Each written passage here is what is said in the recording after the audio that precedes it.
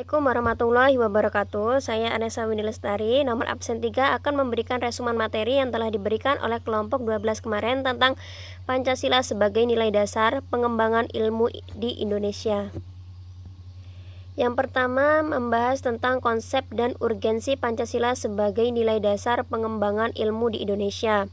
Konsep Pancasila sebagai dasar nilai pengembangan ilmu pernah dikemukakan oleh Nata Negoro sebagaimana dikutip oleh Kusnadi Harjo Sumantri yang menyatakan bahwa Pancasila merupakan pegangan dan pedoman dalam usaha ilmu pengetahuan untuk dipergunakan sebagai asa dan pendirian hidup, sebagai suatu pangkal sudut pandangan dari subjek ilmu pengetahuan dan juga menjadi objek ilmu pengetahuan atau hal yang diselidiki. Selanjutnya, nilai-nilai Pancasila itu yang pertama ada nilai dasar yang yaitu pokok yang tidak terikat waktu dan tempat dan bersifat abstrak. Yang kedua, nilai instrumental yaitu penjabaran nilai dasar sebagai arahan kinerja untuk waktu dan kondisi tertentu, bersifat lebih konstekstual dan harus selalu disesuaikan dengan tuntunan zaman. Yang ketiga, organisasi, sistem, rencana, dan program berupa peraturan perundang-undangan yang dikembangkan oleh lembaga penyelenggaraan negara. Yang keempat, nilai praktis, yaitu interaksi antara nilai instrumental dengan situasi konkret tempat dan situasi tertentu, bersifat dinamis demi tegaknya nilai instrumental dan menjamin nilai dasar tetap relevan dengan permasalahan utama yang dihadapi masyarakat sesuai zamannya. Urgensi Pancasila sebagai nilai dasar pengembangan ilmu di Indonesia dapat disimpulkan sebagai berikut. Yang pertama, setiap perkembangan ilmu pengetahuan dan teknologi (IPTEK) yang dikembangkan di Indonesia haruslah berdasar dan tidak bertentangan dengan nilai yang terkandung dalam Pancasila. Yang kedua, setiap IPTEK yang dikembangkan di Indonesia harus menyertakan nilai-nilai Pancasila sebagai faktor internal pengembangan IPTEK. Dan yang ketiga, Pancasila dijadikan sebagai rambu normatif dalam perkembangan ilmu, pengetahuan, dan teknologi di Indonesia, agar nantinya mampu mengendalikan diri sendiri, tidak keluar dari cara berpikir bangsa Indonesia. Yang selanjutnya, sumber historis, sosiologis, dan politis tentang Pancasila sebagai nilai dasar perkembangan ilmu di Indonesia.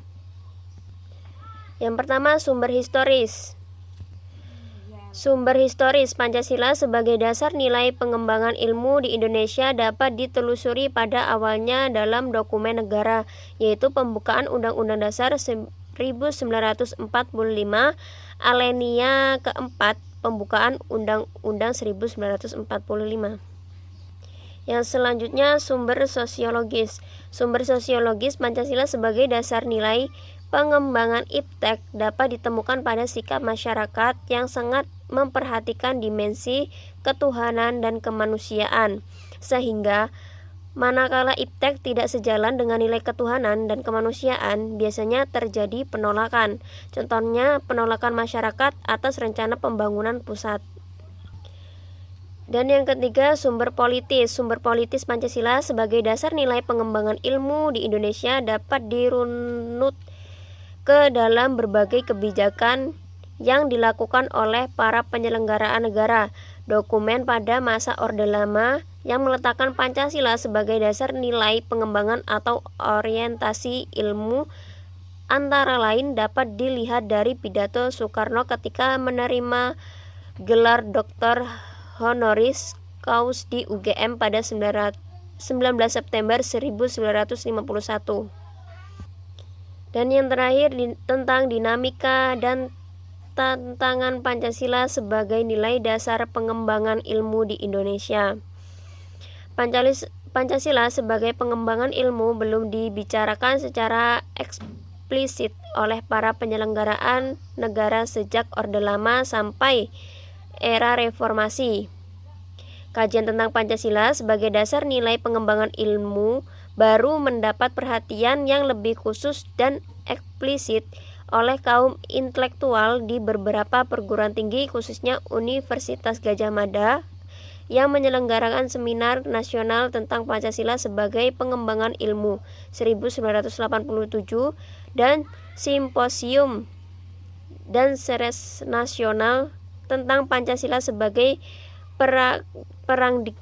paradigma ilmu pengetahuan dan pembangunan nasional 2006.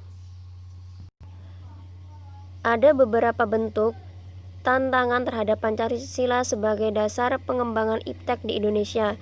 Yang pertama, kapitalisme yang sebagai menguasai perekonomian dunia termasuk di Indonesia. Yang kedua, globalisasi yang menyebabkan lemahnya daya saingan bangsa Indonesia dalam pengembangan iptek sehingga Indonesia lebih berkedudukan sebagai konsumen daripada produsen dibandingkan dengan negara-negara lain. Yang ketiga, konsumerisme menyebabkan negara Indonesia menjadi pasar bagi produk teknologi negara lain. Yang kedua, pragmatisme yang berorientasi pada 3 ciri, yaitu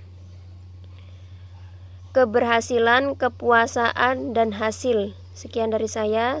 Wassalamualaikum warahmatullahi wabarakatuh.